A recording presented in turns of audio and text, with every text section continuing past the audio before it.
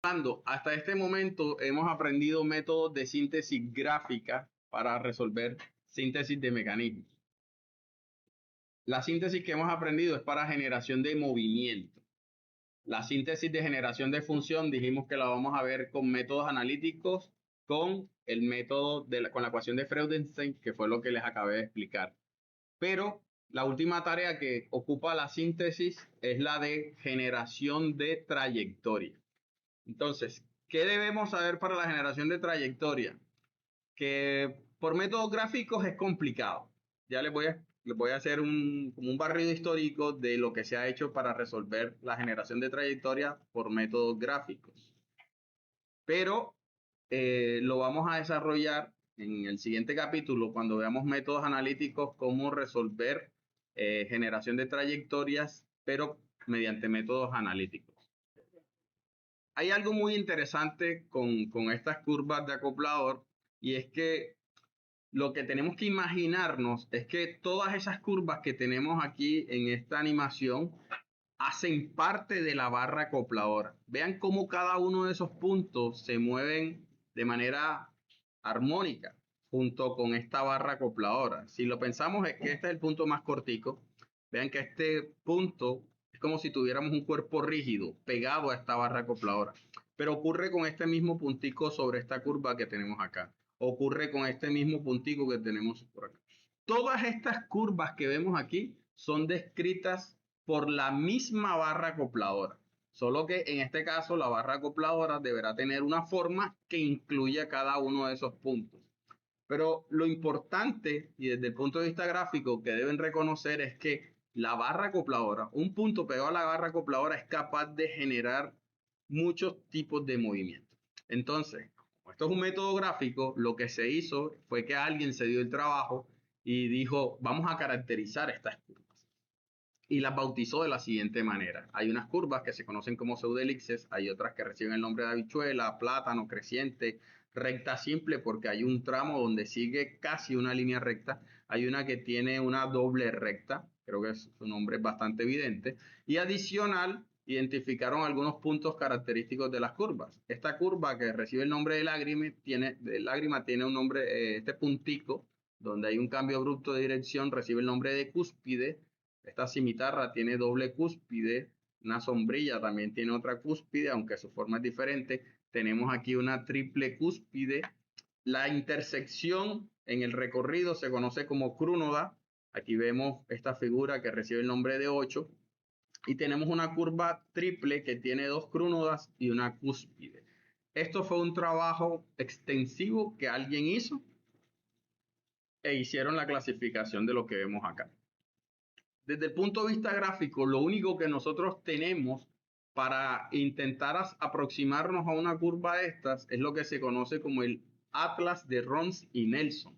Es un atlas, como su nombre lo indican, así como cuando ustedes iban a consultar los mapas del mundo y veían mapas específicos de cada región, ellos hicieron un atlas donde tenían un mecanismo estándar y este mecanismo le iban variando de a poquito las longitudes.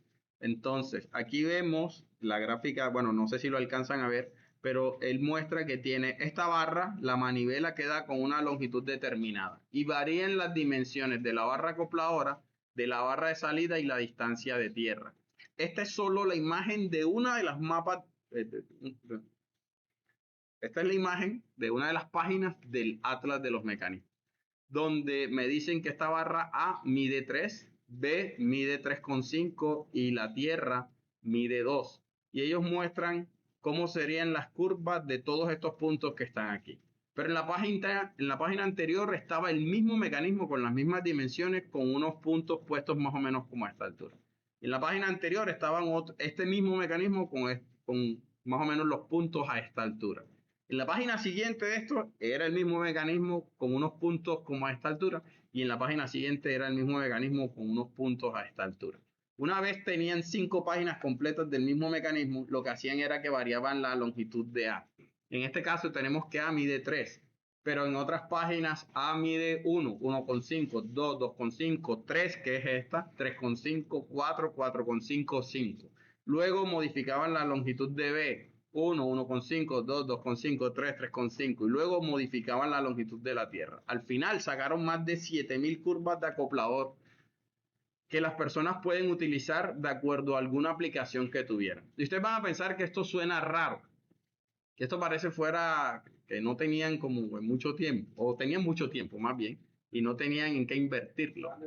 Pero realmente esto ha hecho que muchas aplicaciones se puedan desarrollar simplemente consultando la curva que usted necesita y consulta las longitudes del mecanismo. Recuerden que los mecanismos son escalables y uno puede pensar en alguna aplicación. Entonces, una de las aplicaciones que tienen estos mecanismos es si nosotros pensamos en esto que está aquí, que es como una animación, nos damos cuenta que es como el fragmento de una película, nos muestra en la parte inferior, van pasando una serie de números. Esta es una porción de una película que tiene 16 fotogramas. Con 16 fotogramas, es decir, si tuviéramos 16 fotografías, nosotros podemos hacer una animación. Hoy por hoy tenemos videos que tienen esos de 4K que tienen 30 fotogramas o que tienen 60 fotogramas y eso es mucho más de lo que a veces el ojo humano puede ver. Por eso la alta calidad de compresión en los videos y hace que las películas sean tremendamente pesadas porque tiene demasiada información por cada segundo de animación. Entonces, eso es por un lado. Pero la pregunta es, todos estos videos se hicieron a partir de fotografías, pero ¿cómo soy yo capaz de convertir todas esas fotos en una tira de películas que luego puedo hacer una proyección? Entonces, la solución a esto llegó a través de este mecanismo que tenemos acá. Y este mecanismo fue sacado del Atlas de los mecanismos, ese que habíamos visto anteriormente. Alguien dijo, necesito una curva que crea esto aquí y el espacio que yo tengo es lo suficientemente pequeño para yo poder poner este dispositivo. Y vean cómo funciona en la realidad. Este mecanismo es esta cosita gris que nosotros vemos que está bajando. No sé si recuerdan las películas antiguas, bueno, creo que todavía funciona el cine así, son unos carretes que tienen unos agujeros, las películas, en los negativos. Este mecanismo entra y agarra la película, baja y cuando baja, en ese momento uno tendría que ver cómo un cuadro se va desplazando hasta que aparece el siguiente, como la idea es que eso usted no lo vea. Mientras él baja la película, hay un bloqueador de la luz para que usted no vea ese fotograma. Cuando él termine y posiciona el fotograma en la posición que es, él sale, quien estaba bloqueando la luz ya no está y la luz pasa rápidamente por aquí y esa imagen usted la ve en la proyección. Esto ocurre tan rápido que usted no alcanza a ver este mecanismo de bloqueo. Pero en los inicios del cine, esto no estaba tan sincronizado y era normal que uno veía cómo en las películas aparecían unas líneas negras. ¿Listo? Entonces, esto aquí le estoy mostrando simplemente una aplicación que sí tiene el Atlas de los mecanismos, que es un método gráfico. Obviamente ustedes no lo van a hacer, ustedes lo consultan. Si llegado a algún momento usted tiene la necesidad de seguir una trayectoria en particular, puedes consultar el Atlas de los mecanismos y miras las longitudes que tiene el mecanismo y lo desarrollas a partir de eso. ¿Listo? Eso es simplemente una de las aplicaciones. Existen más aplicaciones, hay curvas para mecanismos en 3D con los que se han desarrollado algunas otras cosas. Lo otro que vamos a ver el día de hoy es lo que tienen que ver con cognados. Y en algunos casos nosotros encontramos un mecanismo que sigue una curva que es la que nosotros necesitamos. El problema es que en algunos casos los apoyos donde están no me sirven. Entonces, hay algo que se conoce como el teorema de Robert-Chebyshev que me permite encontrar unos cognados. ¿Qué son cognados? Mecanismos alternos que siguen exactamente la misma curva de acoplador. En este caso nos damos cuenta con el mecanismo rojo, el mecanismo azul, azul bajito y el mecanismo azul fuerte, todos siguen exactamente la misma curva P, la misma curva de acoplador. Entonces, el teorema de Robert-Chebyshev me va a enseñar, o el diagrama de Cayley, que es el que vamos a ver ahora, me va a enseñar cómo calcular cuáles son las longitudes de esos otros mecanismos que siguen exactamente la misma curva de acoplador. Entonces, ¿cómo encontramos los coordenados del mecanismo? Vamos a partir de la longitud del mecanismo que encontramos que sigue la curva que nosotros necesitamos. ¿Qué vamos a hacer? Vamos a desensamblar el mecanismo, soltamos el pasador en O4, soltamos el pasador en B y los alineamos con la base de la barra acopladora. Entonces, ¿qué vamos a hacer? Vamos a trazar líneas paralelas al eslabón 3, tanto por el apoyo en 2 como por el apoyo en 4, de tal manera que nos quede de esta manera. Y vamos a trazar unas líneas paralelas por aquí y prolongamos estas líneas. Entonces nos queda este diagrama que está aquí, que se conoce como el diagrama de Cayley. Pero lo interesante es que estos tres mecanismos que están, el original que está compuesto por el eslabón 2, 3 y 4, pero adicional este que tiene 5, 6 y 7, o este que tiene a 8, 9 y 10, esas son las longitudes de los mecanismos que van a describir exactamente la misma curva. La pregunta es cómo encontramos cuál es el otro pivote que nos hace falta. Lo que hacemos es que recuperamos los apoyos originales de OA y OB y el resto del mecanismo lo vamos a hacer paralelo también al resto de los lados del eslabón 3. Este queda paralelo y este 5 queda paralelo. Y como van a describir la misma trayectoria, obviamente los vértices de 3, 6 y 9 deben pasar por el mismo punto P. Lo que nos quedaría sobrando serían las longitudes de 8 y de 7, que tengo que encontrar cuál sería la intersección de ellos, y eso me va a definir el otro pivote que tengo en mi mecanismo.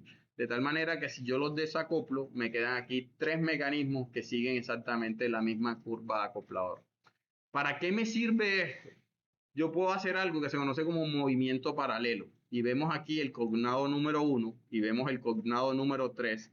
Se está moviendo y eso me permite que si yo uno el punto P con este punto P' a lo largo de una barra, cualquier punto sobre esta barra va a seguir exactamente la misma curva de acoplado. Eso tiene muchas aplicaciones, pero esta es una forma interesante de que si lo que queremos no es que sea un punto quien siga la curvatura, sino muchos puntos que estén haciendo simultáneamente la misma trayectoria, entonces esta sería una forma de encontrar una solución al mecanismo.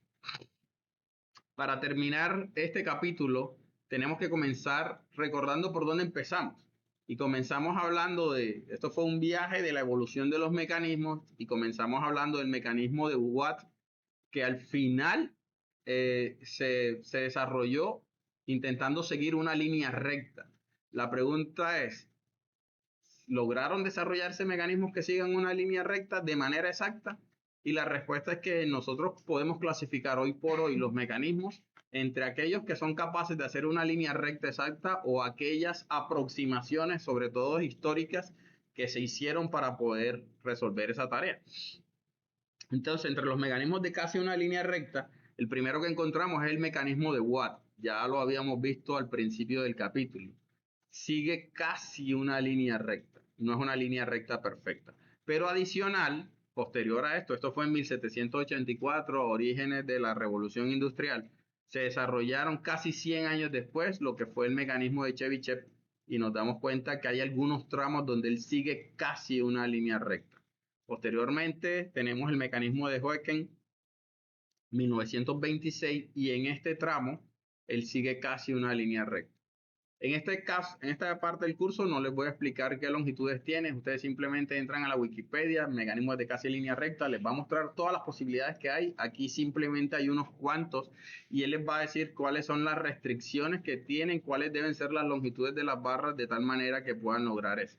Aquí tenemos el mecanismo de Roberts, que también sigue casi una línea recta. Y él tiene unas restricciones, que por ejemplo la barra L1 y L3 tienen que ser iguales, esta tiene que ser la mitad de tal segmento, tiene que ser un triángulo equilátero, en fin. Él tiene unas restricciones, ustedes entran a la Wikipedia o buscan cada uno de los mecanismos en Google y ahí van a encontrar, digamos, las longitudes que deberían tener el mecanismo.